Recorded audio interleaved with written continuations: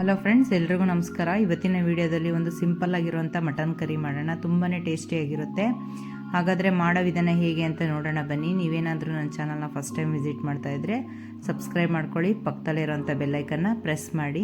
ಈ mutton curry ಮಾಡೋದಕ್ಕೆ ಮೊದಲನೇದಾಗಿ ನಾನಿಲ್ಲಿ ಒಂದು ಮಸಾಲೆನ ಹುರ್ಕೊತಾ ಇದ್ದೀನಿ.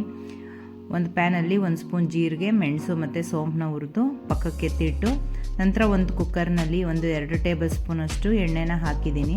ಇದಕ್ಕೆ 1 ಸ್ಪೂನ್ ಜೀರಿಗೆ ಮತ್ತು 1 ಸ್ಪೂನ್ ಸೋಂಪನ್ನ ಹಾಕ್ಕೊಂಡು ಫ್ರೈ ಮಾಡಿಕೊಂಡು, ಅದಕ್ಕೆ ನಾನು ಒಂದು 4 ಹೆಸರು ಬೆಳ್ಳುಳ್ಳಿನೂ ಕೂಡ ಹಾಕಿ ಫ್ರೈ ಮಾಡ್ತಾ ಇದ್ದೀನಿ. ಇವಾಗ ಕಟ್ ಮಾಡಿರೋಂಥ ಒಂದು 4 ಈರುಳ್ಳಿನ ಸೇರಿಸ್ತಾ ಇದ್ದೀನಿ.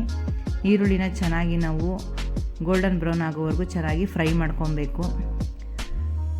ಇದೆಲ್ಲ ನೀಟಾಗಿ 2-3 ಸರಿ ಕೈ ಆಡಿಸಿದ ನಂತರ ನೋಡಿ ಈ ಥರ ಕಲರ್ ಎಲ್ಲ ಚೇಂಜ್ ಆಗೋವರೆಗೂ ಫ್ರೈ ಮಾಡ್ಕೊಂಡಿದ್ದ ನಂತರ ಇದಕ್ಕೆ ನಾನಿಲ್ಲಿ ಒಂದು ಅರ್ಧ kg ಮಟನ್ನ ತೊಳೆದು ಸೇರಿಸ್ತಿರೋ ಅಂಥದ್ದು. ಮಟನ್ ಚೆನ್ನಾಗಿರಬೇಕು, ಎಳೆದಾಗಿದ್ದರೆ ನೋಡಿ ಈ ಥರ ಚೆನ್ನಾಗಿ ಕರಿ ಬರುತ್ತೆ.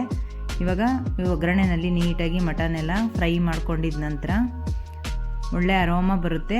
ಅಲ್ಲಿವರೆಗೂ ನಾವು ಅದನ್ನು ಫ್ರೈ ಮಾಡ್ಕೊಬೇಕು. ಇವಾಗ ರುಬ್ಬಿರೋ ಅಂಥ ಒಂದು ಶುಂಠಿ, ಬೆಳ್ಳುಳ್ಳಿ ಮತ್ತು ಹಸಿಮೆಣಸಿನ್ಕಾಯಿ, ಸ್ವಲ್ಪ ಅರಿಶಿನ ಪುಡಿ, ಗರಂ ಮಸಾಲ ಮತ್ತು ಉಪ್ಪನ್ನು ಕೂಡ ಹಾಕಿ ಮಟನ್ನ ನಾನು ಇಲ್ಲಿ ಚೆನ್ನಾಗಿ ಹುರ್ಕೊತಾ ಇದ್ದೀನಿ.